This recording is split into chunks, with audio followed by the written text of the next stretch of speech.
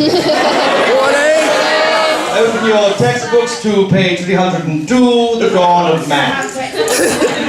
This feels very interesting. I don't think I'm not sure if I've ever done a Q&A panel on a college campus in a college classroom, but as it was at one point my plan to be a teacher, this is pretty fucking cool. So, welcome. This is a basic Q&A. Say again? Oh, well, you're gonna have to use the pass. Sorry. You're just gonna have to hold it in. Yes. So yeah, this is a basic Q&A. I may be playing some music or this and that from the laptop, but at this point, my plan is just to take your questions, give you answers, and see how it goes. So let's get started. Does anybody have a question? You, sir. Orange shirt. When you did the Moulin Rouge review and the Les Mis review with Doug Walker and that guy with the glasses, I just wanted to know, when the songs were written, was it like a combination of you and Doug writing them, or how did it actually go? So the question is about the collaboration between me and Doug Walker for the Les Miserables and Moulin Rouge reviews on Channel Awesome. And the short answer is that it was mostly me, but obviously because it's Doug's channel, Doug's brand, he sort of had final say. Certain songs he completely headed up, like The Review Must Go On was completely Doug's concept and lyric, and I didn't actually have any involvement in that one. Welcome to our special guests, the rest of the audience.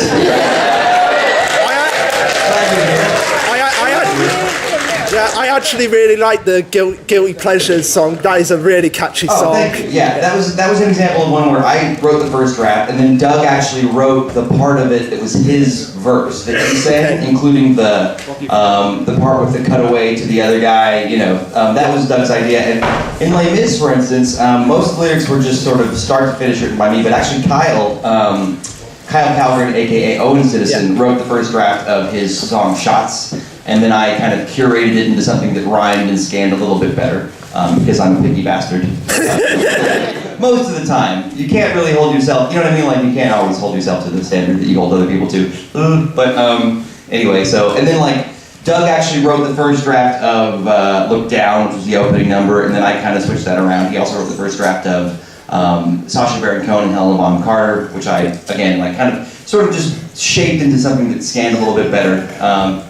But other than that, it was mostly just me figuring out the music, figuring out the lyrics, and putting it all together, and then basically seeing what Doug thought. If he said, I like it, then we were done.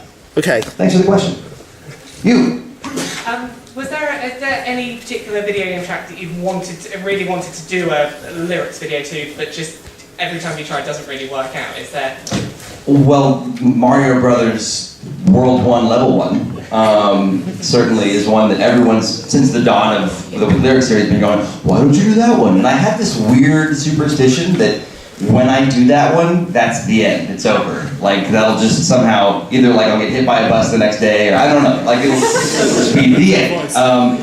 But it's also extremely hard to add words to it for two reasons. It's extremely syncopated, so any kind of natural rhythm of what somebody would be saying, you know, in syntax is, it doesn't work. Look at this guy.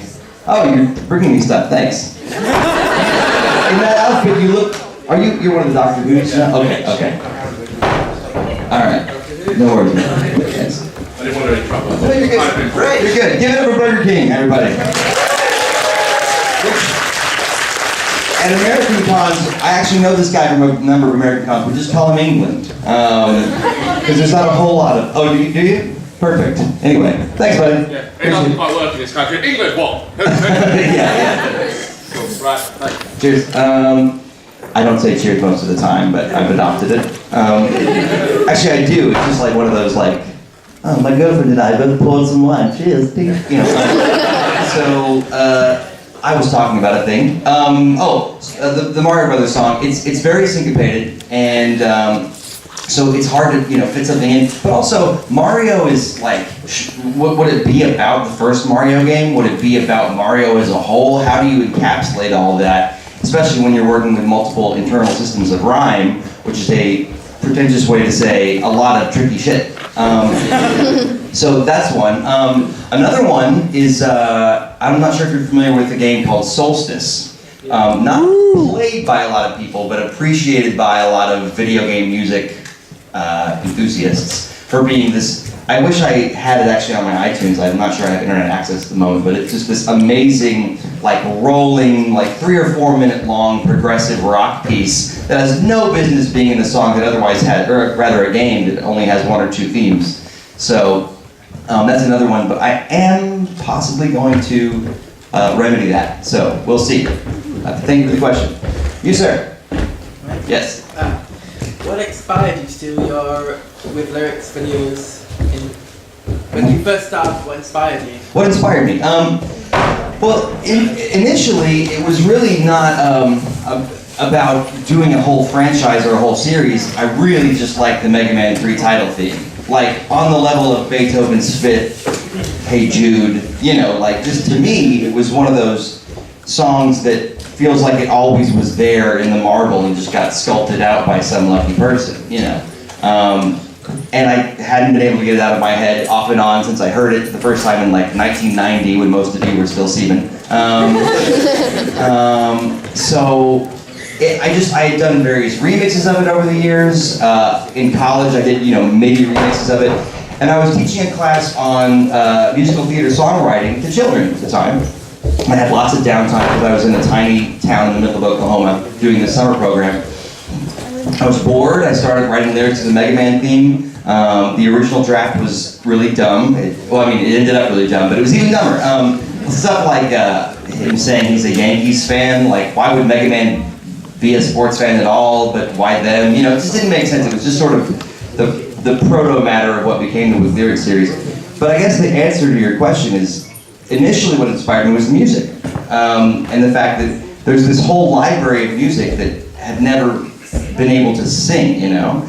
And as a musical theater writer, which, you know, that's sort of slowed down a bit since the Brentlfloss thing happened, but that having been the thing I went to school for, and sort of, you know, worked toward for many years, I sort of applied that notion of, when you're a lyricist, it's great to have a song that sort of inspires lyrics. And so that was the initial inspiration. And then after that, my inspiration was the fact that in about a month, more people had seen that video than had ever seen me on a stage combined in my whole life. So that was pretty inspiration as well. Thanks for the question. Ash, hit me.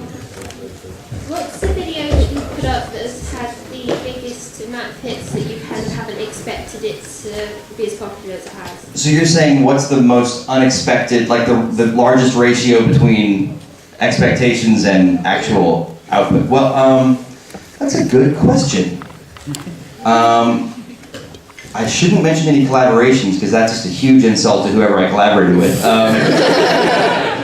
You know what? No, I'm gonna go ahead and do that because I actually like this story. You brought up the Moulin Rouge review earlier, and Doug did not know this. I'm assuming you've seen. Are you asking specifically with lyrics, or can I go there? Okay. So Doug asked me to do.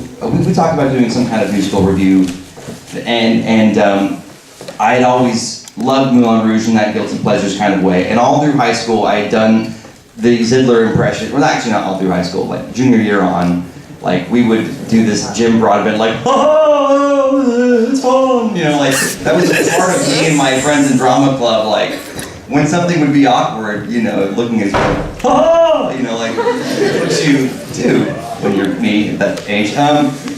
And it's sort of, you know, so it made sense that I would play this character, but in my mind, looking at the script before we did it, I was just dreading this idea that actual fans of the With Lyrics series would go, what the hell is going on? This isn't the Brentlfloss we know. Get back to the lyrics, the video game lyrics. And that fans of Doug would go, who's this guy? We don't like him. Give us more Nostalgia Critic.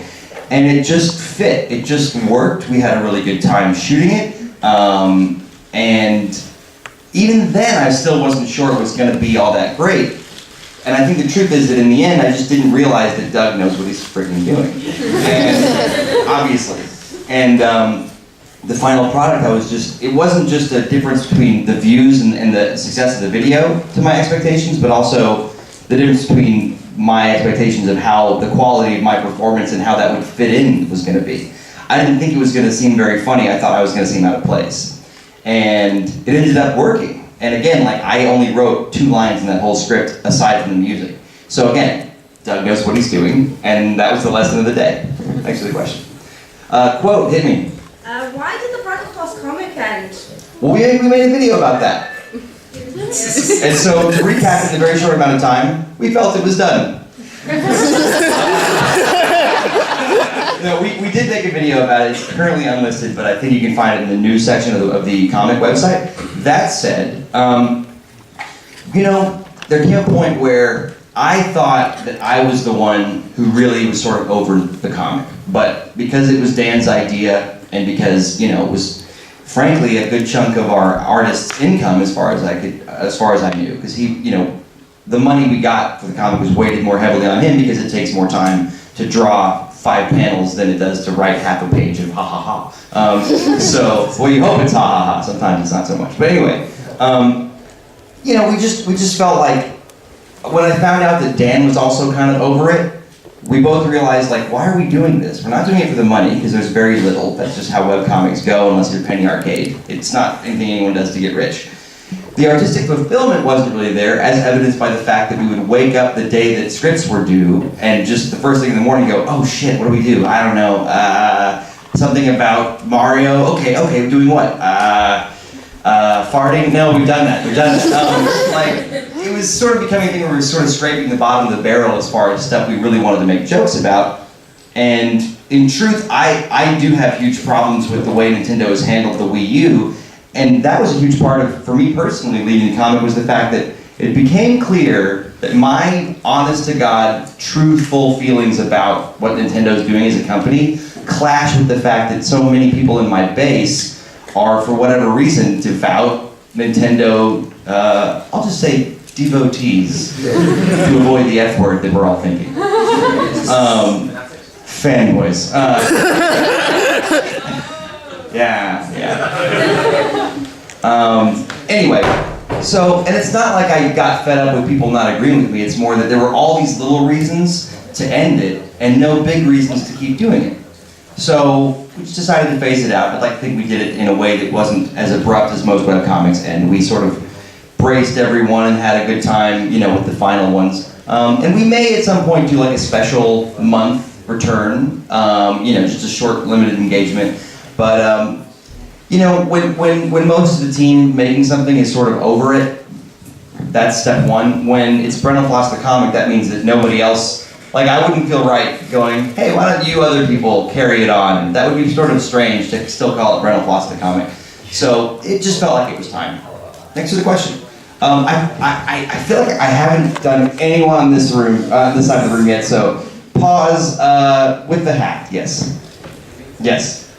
What with lyrics video are you most proud of? What lyrics video am I most proud of?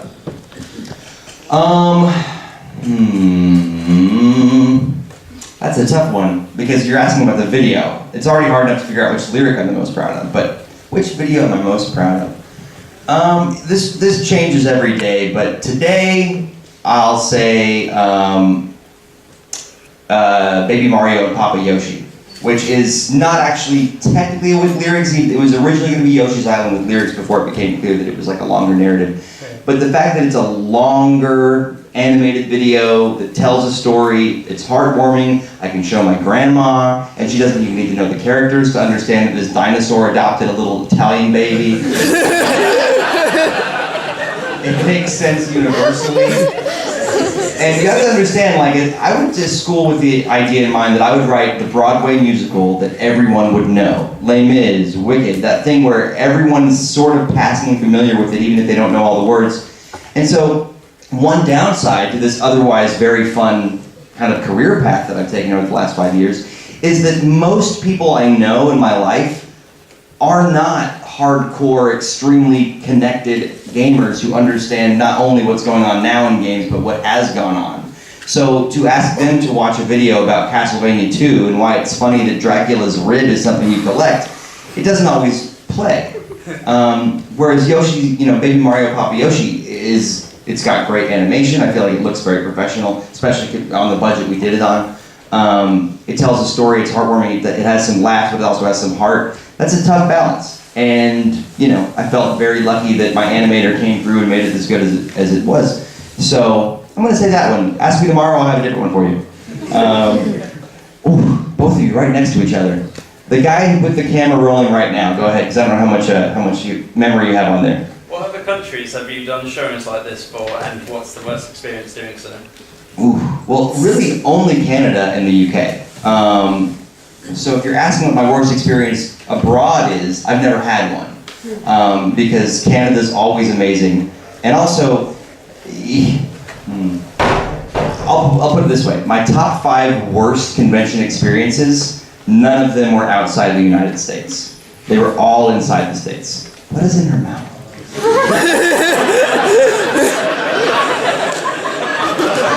I didn't mean to I'm sorry, I didn't mean to embarrass you, what a jerk. I just was making sure you're alright. Slowly vomiting. Somebody help her in the next half an hour. I'm sorry, I didn't mean to embarrass you. Alright. You and the lovely hat, the holes in it. Was there anything specific about Tira's theme that it became your first Final Fantasy game? Or was it just spontaneous? I can't quite hear you over what's going on here, so I'm gonna see if maybe I can, sorry. Everything cool? Yeah, set the music off. Alright, no worries. One more time, please, I'm sorry. Was there anything specific about Tira's theme that it became your first Final Fantasy with lyrics? Or was it just spontaneous? Oh, so it was not though. And so I have to be historically accurate. It's alright. In fact, it wasn't actually a lyric, it was a lyric, which is its own one-time thing. So I can talk about what's great about Tara's theme and ignore the premise of your question. I'm not trying to embarrass you. Man, 2 in a row. What's in your mouth and you're wrong. Wow. Oh, okay.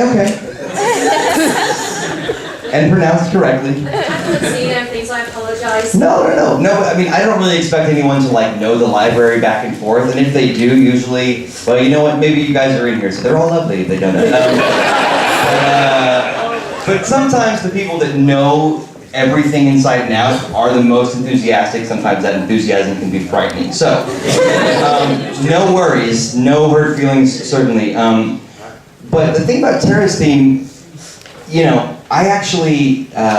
Tara's theme for me was a lyric, i.e. I set lyrics to it that were nonsensical and irreverent to the source material, and literally not just irreverent, but non-related. The premise being that I got drunk and wrote stupid lyrics and then woke up and decided to make a video with them. But in real life, I wanted to do a serious lyric of Tara's theme, but I didn't know how to contextualize a serious lyric because everyone wanted the funny. Interestingly, the next major video I did with music after I did Final Fantasy VI Tara's theme with lyrics was the Tutu Blues, which was my first time, if I'm not mistaken, to take a serious approach to a song, a video game tune. And I was very scared releasing that because I didn't want everyone to be like, oh, what happened to you? Oh, it used to be funny. But actually most people liked it. So now I find myself wishing that I had done a more serious take on Tara's theme because it does have that kind of classic, it feels like another one of those songs that feels like it was always there, just got discovered somehow by a composer. I actually think it's great as a lyric song because Tara's theme for me is kind of like my life theme. I feel like I can put my life to it. So hearing a very warped version of it is kind of like hearing a very warped, silly version of my life. And I thought, you know what, that's actually really funny. That's just me when I'm drunk. Wow. One crack open a beer. One moment, I'm going to turn on my drinking theme. All right, here we go. Cool, thank you for the question. Now wait, the guy next to the guy with the camera. Oh, you still have a question? Okay, right. Your song, The Truth About Toad, what made you pick Toad as a character? What made me pick Toad as a character? Honestly, now I'd like to preface this by saying The Truth About Toad is a song that I'm conflicted about to this day because I actually am extremely pro-gay rights, pro-marriage equality, and have tons of gay friends, and I feel like, I don't know, when you go to school for musical theater writing, you actually become an honorary gay. So I'm really... I forgot my medal. It's not a medal, it's actually rainbow suspenders. But anyway.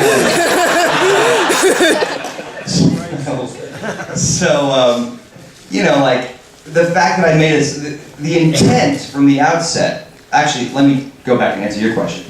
I actually was telling my friend Rob, who actually I wrote a musical, like an off-Broadway musical with in 2010, that I really wanted to do something with that theme, and I just couldn't set lyrics to it because it was too fast. And he was like, "Are you kidding? But definitely gay." And like, and I just kind of went, "Oh well, fine." Bing! And like this light bulb went. Wait a minute, definitely gay. Toad. I don't know how I got there, but I feel like to say that Luigi is definitely gay is like saying, "See, he's the brother who's a scaredy cat. He's weak. He's the gay one." That's not how I feel about gayness. Whereas Toad is pretty happy with himself, pretty okay with life, sometimes gets upset. But, you know, is more or less a fully formed and not like in the shadow of any one person. I was like, okay. To fully elaborate on this, my intent was to do a song where it seemed to be playing on gay stereotypes and then snuck in things like he was made that, or he was, you know, born that way. And even before that, he got haha. Yes, she stole that sentiment from me, I guess is what I'm saying. But, and the fact that, like, it's not a big deal, we still like Toad. Because I do have, not so many friends, but you know how on Facebook you can have a large spectrum of people that you've known throughout your life, and then as you get older and people start to discover politics and people start to listen to their parents or become their parents, you know, they can take sides on stuff. I felt like there's people in my life that I'd like to just kind of hear that, maybe think a little bit differently about that, and in a way that wasn't preachy, in a way that was actually making jokes that, I mean, you know, if somebody has if a male has a Golden Girls DVD set, he's more likely to be gay. I'm just saying, statistically speaking. So anyway, your question was why Toad? Yeah, because Yoshi has been confirmed as gay or queer. So I just wondered- Yoshi's been confirmed as gay? It said that he's dating Birdo. Birdo's a man. No. Right. So what you're saying is that in some forum it's funny to giggle about the fact that two different groups of people that made all these two different manuals didn't confer with each other 15 years apart. So I'm not sure you can quite say that Yoshi's been confirmed as gay. I wouldn't be surprised if you ever seen him with another Yoshi. I mean, and he lays his own egg. That's really just asexuality. But he's dating Birdo. That's interesting. I don't know. Yeah. Maybe Birdo had an operation. Did you think about that, Mr. Insensitive? Say again? Is that like a Dr. Mario expansion? Oh my God, Dr. Mario did it! One surgery ever. Well done. That was awesome. All right, Miss Croissant. It's for me? Oh, thank you so much. What is it? Wasabi cookie. Oh, what?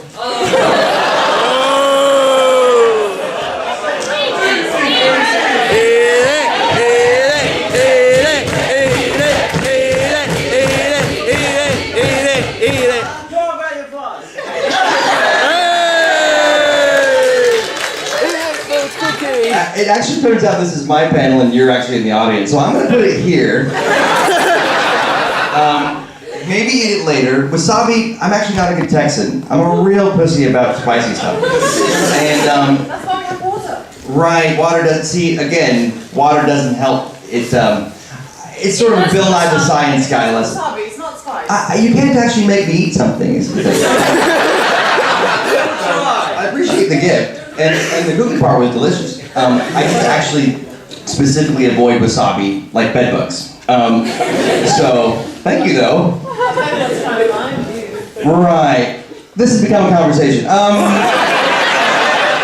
Speaking of which, so as far as an opportunity to have conversations. By the way, I love that. You know what's great about British people, at least the ones in this room, that if it's not time to ask questions, you lower your hands. In the States, there's always some kid that does not care that I'm going to take 5 minutes. He will hold that hand up, and he will start to do this eventually. And little does he know, I will avoid him. So thank you guys. But real quick, I just wanted to say, directly after this, in order to have conversations, in order to shake hands, take pictures, autographs, I've also got merch, as in CDs and posters. I'm going to the merchant area directly after this. If you'd like to come along, that'd be lovely. By the way, one of the posters is a Chrono Trigger Futurama mashup. It's never been released as a poster, literally ever. So it's an exclusive release to this convention. You would be one of the first to have it. That's all I'm saying. So that's what's happening right after this. And in conversations, short and somewhat succinct, because there may be other people that want to hang out, but those can happen there. So thank you for the gift. Sorry that I'm such a bad gift receiver. Rachel. Just wondering, it's not quite lyrics related, but I saw that you did a remastered DuckTales on YouTube. Did you actually get the remastered version of DuckTales on Steam and play that nostalgia bomb? I actually bought it on the Wii U because I was excited. Not only, here's the thing, if a game is on all the different platforms and I can play it while my girlfriend watches The Real Housewives on the TV, I can play it in my gamepad at the same time, that's pretty cool. So I almost bought it on the PS3, but I got it on the Wii U. But what did you think to it, really, in all fairness? Okay, so as someone, this is sort of little known, but I was nearly a composer on the staff, essentially, for the game. What I mean by that is that the song Just One Duck was conceived as an ending credits theme for the game, and I was in talks with one of the audio guys at Way Forward who was developing the game. Unfortunately, there was not much communication between him and his director in Disney. According to them, Disney just did not want to license a new song, and we didn't get to talking about it until about 8 weeks before the release, which in the scheme of a development of a game is very close to the end, not a time to really add a new element. And also they'd really gotten, Jake, the composer, had really gotten excited about his version of what the ending credits would sound like. So that said, because of the fact that I do have some reason to sort of have bias toward the game, let's keep that just right here. And then over here, I feel like I like the DuckTales TV show. I liked the fact that it was like watching an episode at points. I liked the fact that they got pretty much they got all the surviving voice actors, more or less. It makes you wonder, I'm feeling that wasabi, even though I did not eat the wasabi part. It's not in the batter, is it? No. It's only in the middle? Okay. I'm watching you. All right. I'm good, thank you though, thank you. All right, actually, that's a good idea. Yeah, let's do that. All right. Thank you. Yeah, not a good Texan. But, all right. Coming in? Oh, okay. Oh, here. I'm gonna just keep talking. Nothing's happening right now. So, DuckTales Remastered. Here's my question. Citizen Kane. If we remade it in HD with a great budget, way better special effects, way better and in color, would it suddenly be great or better? No. So here's what I'm saying, like DuckTales, right? It's a great game. And Way Forward did a very competent job with it, and there's a lot to love about the game. Truly a lot to love. And I played it all the way through. I beat it. I went back and played a little bit more, had fun. But it's like, is it a necessary thing to do, or is it a bit of a cash grab? This was one of the most ambiguous versions of that, because like Earthworm Jim HD, for instance, almost nobody played it, because you've already got the original. They're just making it HD. This was a little bit different because they added voice acting, they added new elements. It just seems like when something's built sort of on a foundation of sand, by being an unnecessary exercise, no matter how competently and how, no matter how well they put it together, it still, for me, has that kind of aftertaste of, yes, but why? Why do we need to do this? Yeah. That said, it was a lot of fun. It was a beautiful game. And I'm kind of hoping they do the same with the Chip and Dale's Rescue Rangers games. So, we'll see. We'll see. You, sir, in the glasses. A lot of your... Were you waiting to pull them up like that? A whole year, ever since... I was introduced to you by this lovely man here, when you were doing more of your later stuff, and then I went back to the with lyrics. I noticed that a lot of your newer stuff, there's a lot more variety and there's a lot more creative content in there. Like Ballad of the Mages is still one of my favourite songs. Thank you. How it all works at the end. And I'm wondering that was it just a natural progression to doing with lyrics and then say, well, I'm going to just tweak, or you say, I'm going to try something ambitious like And did you enjoy making that as well? Because it's my favourite video and I'm nosy. Thank you. So your question is what really sort of inspired the elaboration of what I'm doing from just with lyrics to other things musically? Boredom. I mean, it's a situation where the with lyrics thing, there's sort of this machine that happens of figure out a game to do, figure out a song to do. What's funny about this? Okay, play the game, take notes. Okay, do the thing. You know, like, and it's not that it's not fun at points. It is fun at points. Most of them occur during the writing phase, and a few of them occur during recording. But in between there, you've got a lot of stuff, and occasionally it occurs during arrangement. Cave Story was one of my favorite pieces to arrange because I love that tune, but I got really into just making it sound as cool as I could, and spent just hours and hours redoing that Did arrangement. you remix like the bass track for that? Because I thought it was the original Cave Story one. I swear there's a slight difference. There is, yeah. Yours is better. and I Thank you. enjoyed it. Thank you. Yeah, I feel like verbatim regurgitation of the song we already know is like really not my style if I can handle it. I mean, or if I can help it rather. Because, you know, it's like, what would they have done if they had more instruments? What would they have done if they, you know, weren't as limited by the software? That's usually where I start from. But yeah, it's boredom, but it's also the fact that, considering the fact that I set out to tell stories, write musicals, potentially musical movies, things like that, the desire to tell stories, even through the video game prism, is still there. So even though I can't get away with every video being this elaborate, like, you know, slice of life about what it is to be a mage, it still happens sometimes, and that one was a nice hat trick of like, it was just, you know, great song, but also sort of somewhat obscure, so I could kind of adopt it and make it where, you know what I mean, like it was sort of more mine by the end because the way that I interpreted it.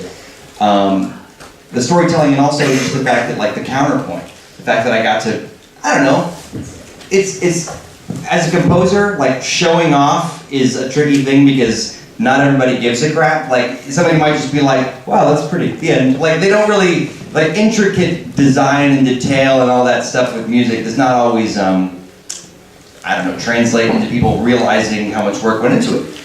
But, yeah, I feel like the work on the counterpoint specifically, building a song that was going to harmonize, where all three different choruses were going to ultimately harmonize each other in an a cappella thing, was something that I wanted to do separately from that, but it just, you know, kind of became part of that video as well.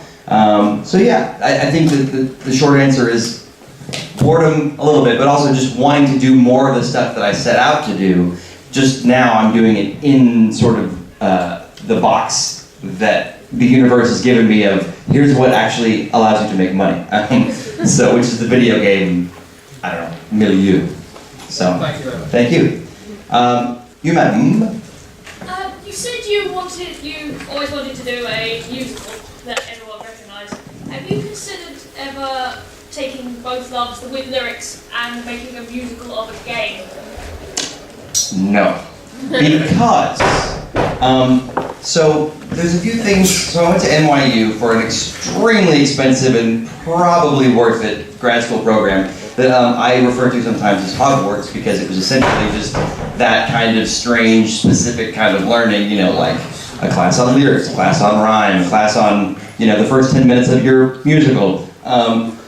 But one thing they really drilled into us was if you don't own the option for a property, don't write a musical. And what that means in basic terms is if you don't have a signed piece of paper from a company saying you own the right to adapt this into a musical, then just statistically speaking, it's a bad idea. Because even though the lyric series is apparently looked on by Nintendo as no big deal, and if they even have noticed it, I'm guessing what they've decided is, well, that's selling virtual console games. And that's just a commercial for our product, so keep doing it. The problem with doing a fan musical is that if it doesn't do well that sucks. And if it does do well, that's when the company that owns it will go, now wait a minute! You know, like, so you're sort of hamstrung. If it does very well, then you get sued. If it doesn't do very well, you've wasted your time. So while there are many games that I would love to be commissioned to make a musical of, going ahead and doing that without permission, which I could never get, or just never afford, would be a bad idea. And by option, I mean, like for instance, if a film company gives you an option to make it for a musical adaptation, often that means that a 1 or 2 year option may cost you $20,000 or $30,000, and that's just for that 1 or 2 years. And if you don't adapt that musical and get it going in that 2 years, you have to either renew the option or you lose it. So I imagine even though there have been no video game musical adaptations, some similar kind of contract would have to happen. That said, on the day they decide to make a Super Mario Brothers Broadway show, and I think it's coming, because there would be asses in seats for decades, I think. On the day that it happens, I really hope they go, we should get that Brentlfloss guy. I really hope they do. They probably won't, but we'll see. Anyway, thank you for the question. You in the back. Hi. I've recently played Bioshock, so obviously I listened to the Bioshock song read it. And obviously that was like, it wasn't a song from the game, it was just a song you made up yourself. Do you plan on doing more things like that, or is that something that's kind of a one-off thing? I do. Well, actually, that's not a one-off thing. I mean, the Ballad of the Mages, which we earlier discussed, has many melodies in it that actually were not found in the original source song. There are more examples of that. I'm working on a Bioshock Infinite song that will be also fully original musically, but just sort of in the style of the game. And while I can't think of any at the moment, and like Tutu Blues, right, was also heavily interpreted compared to the original. Could somebody give me the time? I just don't want to go over it. Line 42. Okay, thank you. 20 till. Yeah. Okay. 11:40. 20 past, 20 till, 5 after. Sorry. It's 16:07 at the moment. Always is weird to me. I feel like there are other examples of original songs. Okay, Just One Duck, for instance. While it was not, like about the game itself, it wasn't original. So I'm in this situation where I really want to write a lot of original music and lyrics. I really want to feed and clothe myself. Often these things are at odds, because just numerically speaking, if I release a video and it has the words with lyrics in all caps, that specifically means it's a canonical with lyrics, and the numbers are just higher, because more subscribers of mine will watch it instead of skipping it. It'll have a higher propensity to be shared around. And so, it's not that I, want to just like totally sell out and be like, well, even though I want to write original stuff, I'm going to write with lyrics, and I'm just going to do that. Like, I enjoy it with lyrics, but I also want to do this other thing too. So I have to sort of balance, and I only have so much creative juice. I wish I could like write more, but the job has lots of things involved. For instance, this convention I'm at probably took 30 email correspondences just to make sure we had all the details about the plane and the this and the that and this thing right here we're doing right now and the next thing. So if you multiply that by maybe 25, 30 live appearances I'll do this year, that's a lot of administrative work as well. All I'm saying is I really want to do more original stuff, but it has to balance with lyrics. That said, I am, actually I'll let you guys in on a bit of a secret. There's a channel that I've started that by design almost no one knows about, because it is currently in kind of a pilot phase, really a pre-pilot, pre-launch phase. And the idea is that I get enough people asking me, when are you going to do more original stuff? Sometimes they mean original video game stuff. Sometimes they just mean original songs that have nothing to do with anything video game related, just original songs. For instance, I did an EP, I released one called the Super Secret EP, which was an EP of songs I wrote completely independently of the Brentlfloss thing, mostly that I wrote before the Brentlfloss thing was even existent, like musical theater, standalones, stuff like that. And so the name of the channel is The BB Spin, THEBBSPIN. It's on YouTube. It's got like 3 videos. They're all just starters. They're not intended to be like really great. But if you want to be one of the first 100 subscribers, feel free to go check it out. But the idea is that hopefully within the next year, I will have a channel that has video game content and a channel that has everything else. And so for fans of mine that get annoyed whenever I release something that has nothing to do with video games, they can just stay where they are and not have to be bothered by anything extra. And people that are interested in, original work or comedy, satire, this, that. You know, I want to do like satires of reality TV shows, for instance. Like, do we have Bridezillas over here? Unfortunately. Bridezillas is a show about these crazy, like, brides who demand too much and make a big fuss about their wedding. And I want to do Funeralzillas. Could be humorous, and like not as a series, but as like maybe a little 5-minute like next time on Funeralzillas, just like a little that kind of thing to sort of send up culture, And right now, if I go to all the trouble to do that on the Brentlfloss channel, even though some people will go, this is great, many more will go, what's the next lyrics? Hey, you should really do this theme, and that's fine because that's sort of the bed that I've made over here. But hopefully soon I will have sort of 2 destinations where people that will just watch whatever I do, because they've got great taste, I suppose, can do both channels. And then people that really aren't interested in one or the other can just pick one. So again, that's the BB Spin. The videos on it right now are just kind of testers, really. But yeah, so the short answer is, do I want to do more original stuff? Yes. Next question, please. You, sir.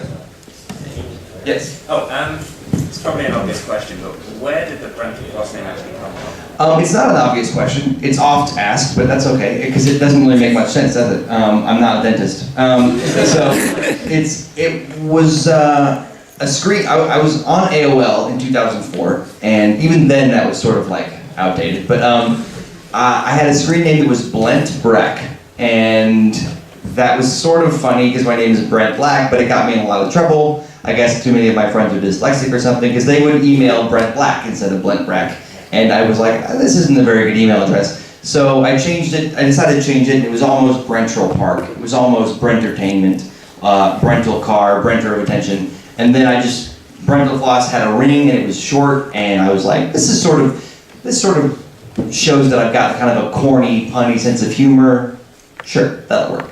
And it never was intended to become a brand or a thing I'm called, but when I went to make a YouTube screen name, I just used the same one for efficiency. And then as I started to make videos, I eventually started to just experiment with what do I call myself that, and it stuck immediately. So yeah, that's the origin story. There's no, I wish there was some like God that came down from the heavens and said, ooh, I mean like, it's not like that.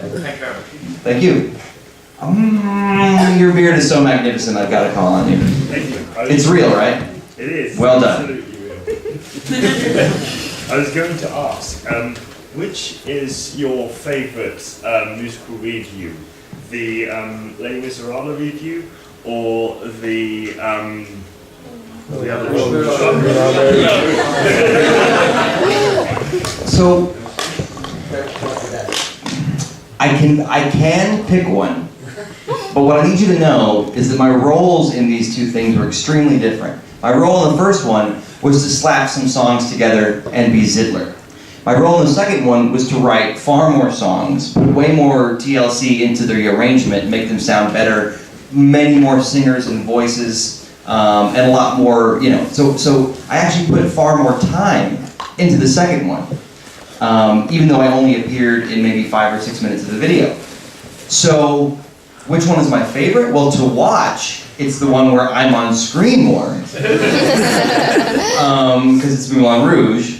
But, the one that I listen to on my iPod occasionally is the Les Mis one.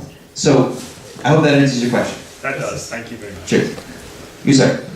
More of a follow-up to the whole musical thing. Since you do so much work with Doug and Paul and Kyle, have you ever thought collaborating more with the channel or some, like perhaps even cameoing in the anniversary films? Well, have I thought about it? Absolutely. But that's sort of an invitation-only kind of thing. And it seems like the anniversary films, from what I understand, maybe this is inside information. Well, here's what I know. I know that this past year, instead of doing, if I'm not mistaken, have they released this year's? They made 5. Okay, good. That's not a secret or anything. Because at one point that was like, nobody knew yet what they were really going to do. So instead of releasing one big monolithic, like 3-hour movie Ganza with every single member, they did smaller pieces. And I'm not sure whether they're going to go back to the huge, like every single channel awesome producer and lots of cameos. Now, I mean, Were you aware that I actually did a voice cameo in To Boldly Flee? No, I didn't. I think it was like, was it the energy chips or the energy drink commercial or something like that? It was very quick in the beginning. Something like, they give you the energy you need, blah, blah, blah, or whatever. And like, Doug just, about 2 weeks before the thing released was like, hey, would you like to do this cameo? And I was like, sure. So I just, grabbed my microphone and did it. So me as a cameo, technically has already happened. But if asked, I would absolutely be a part of it. What I really hope I really hope they would ask me, and I don't know how you would justify this character being in any universe, but God, it would be good to be Zidler as Brentlfloss again, or Brentlfloss as Zidler, because that was just one of those things that, like, I wish that, and I didn't really invent the character of Zidler, but the thing is, it wasn't the perfect Zidler. It was kind of a weird mishmash, which I think a lot of people that create characters just take another character that exists and kind of combine it with something else. For instance, Cartman has a lot of, if you've ever seen the movie called Throw Mama from the Train, which maybe you haven't, but if you take the old lady in Throw Mama from the Train, and the way she yells Danny DeVito's character name, Owen, get in here! Like, if you just make it a kid and make it slightly higher pitched, that's Cartman. So like, anyway, I'm getting off topic. If there were a way for me to be Brentel Zidler, even in a cameo, it would just make my day. So, yeah, that remains to be seen. How are we doing on time? 2 minutes. Okay, cool. Did you have a question? Do you ever think maybe you should ever be involved with the NC at all in the future? Because in these crossovers that you do, whether musical or not, you pretty much end up dead. Because think about it, you just, your misfortune is pretty much rising. Here's the thing.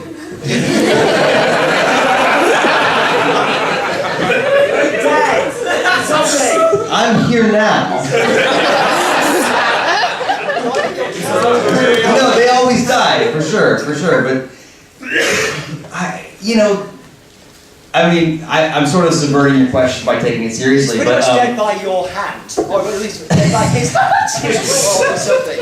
Take the atomic cookie, give it to Doug, he'll give it to you, and voila. And you're saying then I'll finally eat it.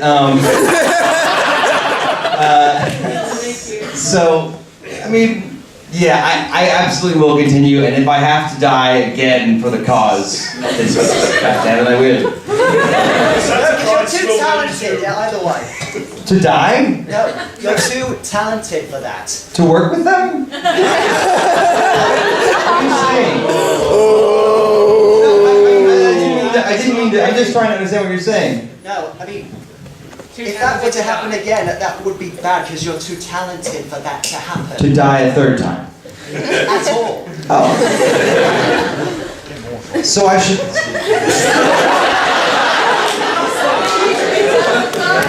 I think what you're trying to say is that I actually must live forever because I'm talented. And I wholeheartedly agree. So, in 500 years I'll be like, I was there at the dawn of YouTube. Back before the Clone Wars. And I'll have no bones in my arms.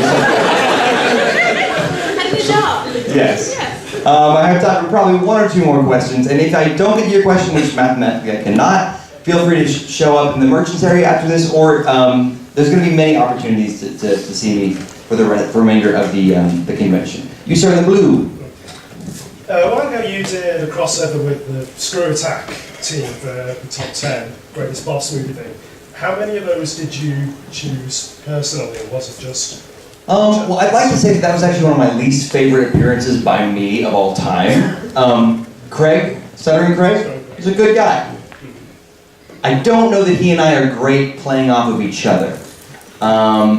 You know what I mean? Like sometimes, in the same way that there can be a very pretty person, a very attractive person, and you can be very attractive, that doesn't mean that you have great chemistry. In the same way, you can both be people on the internet who people know, and doesn't necessarily mesh. And I felt like Craig at certain points was writing dialogue for me, and it didn't feel like stuff I would say, but I didn't know how to be like, Craig, let's not have me say that. And I'm not blaming all this on Craig, I'm saying I was not really something I would put on a resume, and I wouldn't be afraid to tell Craig that. Just because it just wasn't great. Like at one point I did this improv thing where I talked about how Mega Man 2's boss theme sounds like a gay club. It's just so like, so like, and like the improv of that scene just got out of hand. I'm looking back, I'm like, I don't like that. How many of the songs did I choose? I think I submitted like slightly a majority, 6, maybe 7. But I don't think I used all of mine either, because at one point Craig was like, we don't even have any from the Master System, so that's why they put in, what is it, Happy Boy, Golden Boy, what is that, like Wonder Boy, something like that. So yeah, I chose 6 or 7, and next time I'm trying to get better at actually answering the question that people ask, but when you bring up a thing, I'm like, I've got a thing to say, it's hard for me not to. Are you raising your hand or just stretching? I'm stretching. Okay. The most fun project I've ever worked on, my current relationship.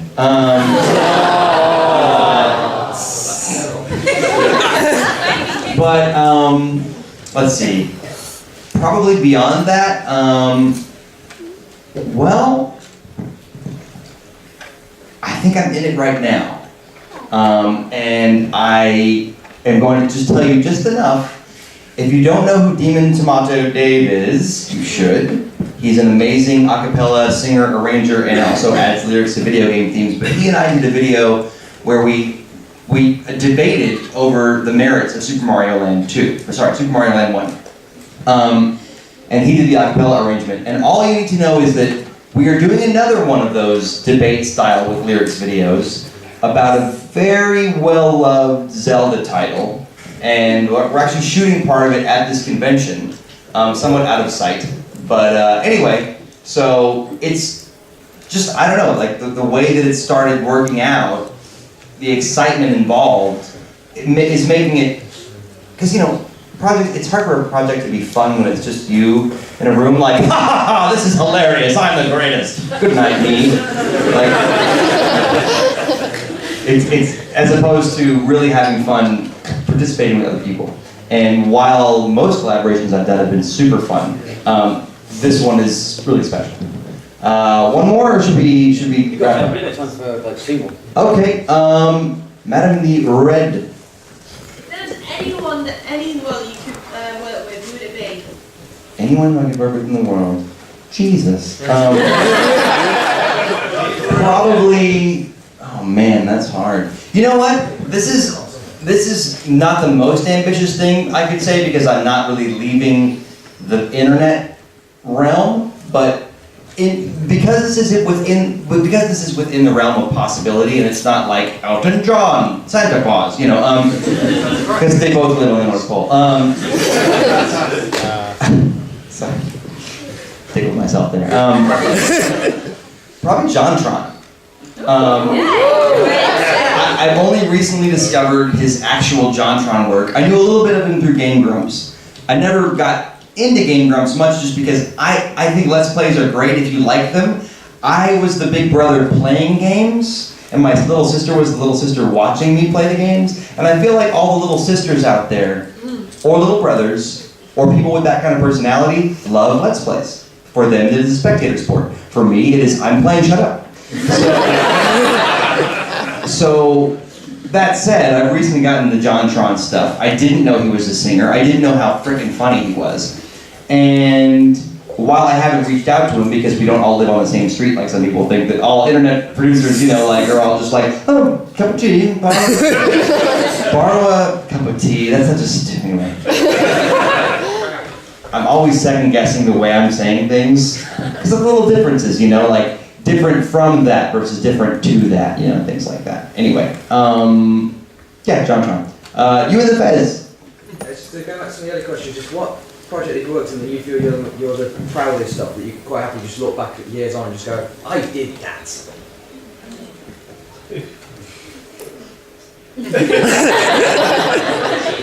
Well, when I was over here, it was the Yoshi one. But now I'm going to say Ballad of the Mages.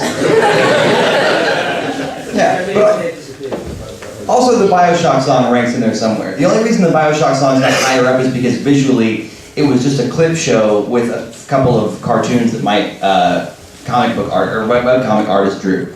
But from a perspective of like writing a song that does its job, like my family knows nothing about the BioShock games. They love that song. They wanted like me to give them like singles on CDs for Christmas in their stocking kind of thing. Like they love that song. So BioShock as well is a pretty high ranking contender in terms of just personal pride. Let's see if we can sneak in one more. Front row in the gray. When are you performing with Demon Tomato Day? When am I performing Demon Tomato Day? There will be 3 times this weekend when I'll be performing. The first time I'll be guesting in my show tonight, which is a 2-hour mega concert extravaganza that I only knew was actually 2 hours a few days ago. So like I'm pulling out every song I know, like Mary Had a Little Lamb, Oh the Joy, oh there's no lyrics to it, I'll just do La, okay. Also, he'll be guesting on my show Saturday, and I'll be guesting on his show, which is middle of the day Saturday. I think it's sometime around the 4 o'clock hour. Definitely check your schedules because it's going to be a special thing. It's his first time performing his stuff live, so it should be a real treat. Yeah, I think, I'm guessing, Chris, we should... Yeah, that's fine. Okay, well, if I didn't get to your question, sorry about that. Go into the merchants area now, so please come along if you'd like, or if not, I'll see you later, hopefully, at my show. I'm also doing a panel Sunday for a series I'm on called My Life is a Video Game. That'll be at 2. Thank you so much for coming, and enjoy the rest of the night.